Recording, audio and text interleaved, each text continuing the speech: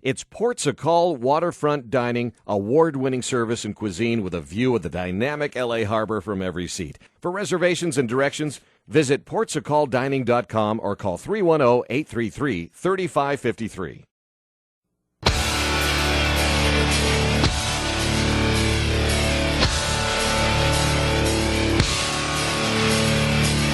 Well, welcome to the Thrashpie Radio Podcasts. Now, we're celebrating the 30th anniversary of the launch of the Pure Rock format on KNAC-FM, which happened on January 8th, 1986. Now, if you've given yourself a chance to remember when and where you were when you first heard about KNAC or learned about it, I hope your memory of that moment is as clear to you as mine is to me. Now, I was lucky enough to be visiting L.A., and a friend of mine punched up the station on his car radio, and that was it. I got lucky a few months later and became the morning jock. At the same time, doing afternoons was my friend Long Paul. And Paul was also an early adapter, and he followed the music to KNAC. I don't know how I heard about it, but all of a sudden it was on the radio. It's like, hey, there's that Metallica band. And then, of course, the epiphany, gee, maybe I should work there.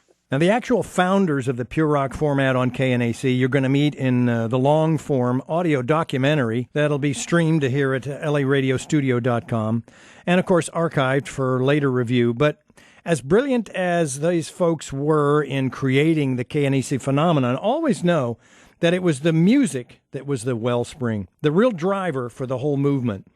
So Long Paul was then and is now well aware of that truth. And as it turned out, the evidence was to be found right in our own backyard. Legendarily, what sold the deal was Iron Maiden's 4 nights in Long Beach. They sold out 4 nights at the Long Beach Arena with no radio airplay. And thank God somebody in the building was smart enough to look at that and say, hey, why is nobody playing these guys? What are we missing here? And Long Paul found himself on the air at KNAC a few months ahead of me.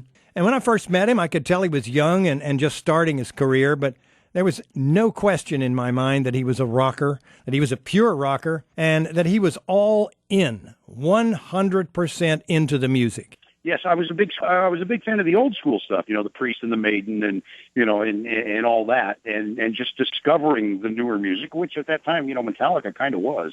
KNAC in L.A. played Fade to Black a little bit, but they didn't play anything else. And then when Master of Puppets came out, that's when, KNAC broke and, it was done. Now, in fairness, I have to say that in addition to Paul, everybody at that station was all in. Everybody top to bottom. And this was a rogue bunch of people, mostly young, inexperienced, but all dedicated to KNAC and everybody pulling in the same direction. Now, it wouldn't have worked otherwise. This was a labor of love in the truest sense. Nobody was getting rich. You can trust me on that one. The jocks had to hit the road and promote the station. Working at KNAC wasn't just a 4-hour air shift and a trip to the beach in the afternoon. We were everywhere. And it's what you don't see anymore. We were in all the clubs. We were on the street constantly. And we were just promoting, at that point, a bunch of bands that weren't necessarily any big deal. Poison was playing on the Strip. Warrant was playing in Reseda, Hurricane was playing here and there, but none of those bands had broke yet. And Guns N' Roses, the first gig I ever did was the LA Street Scene in 1986. It was my first gig, and it was the last street scene ever. And the support act was Poison, and the crowd went crazy. And then the headliner on that stage was Guns N' Roses.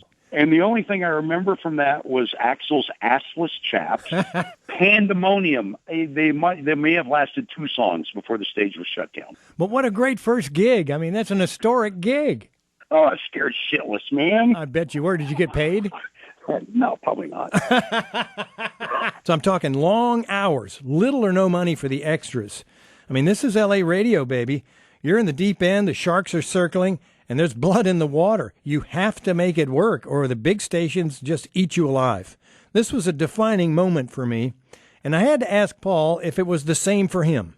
Oh, good God.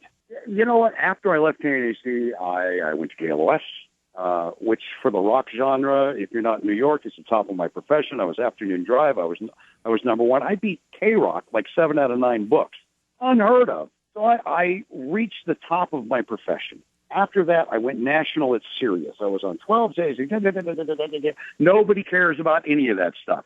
Dude, you were on KNAC, and that's a 1,500-watt radio station. So regardless of what we do since then, I know what it's like to be a childhood actor, because it doesn't matter what we've done since, it's what we did then. We're Eddie Munsters. With less hair. Now, as always, my heartfelt thanks go out to the king of radio producers, Mike Stark. His motivation and encouragement is key to the success of this project. And production is done here at the LA Radio Studio, which sits gloriously here, looking out on the main channel of the Los Angeles Harbor. These Thrashpie Radio podcasts are meant to pave the way for the celebration to take place Friday, January 8th of 2016. This Friday, this year, streamed live on laradiostudio.com. Now, many KNAC family members will be in studio. I'm excited to see them all, and I hope you're excited to hear from them. Many of them coming in from all across the country. It's scheduled to be a 2-hour get-together, but it could go much longer. So please make a plan to listen live Friday, January 8th, this year, this week, 4 p.m. Pacific Time at laradiostudio.com. Now, the next podcast will introduce you to some major players in the KNAC story. My interviews with the program director Jimmy, the Armored St. Christopher, music director Ross Goza, promotion director Tom Marr, sales manager Nikki Randolph, and the coach, general manager Gary Price were eye-opening for me, revelatory, let's put it. And I hope they will be for you, too. So polish up your memories. We'll do our best to show you the inside story of how KNAC, the mouse that ate the cat, came to be on the next Thrashpie Radio Podcast.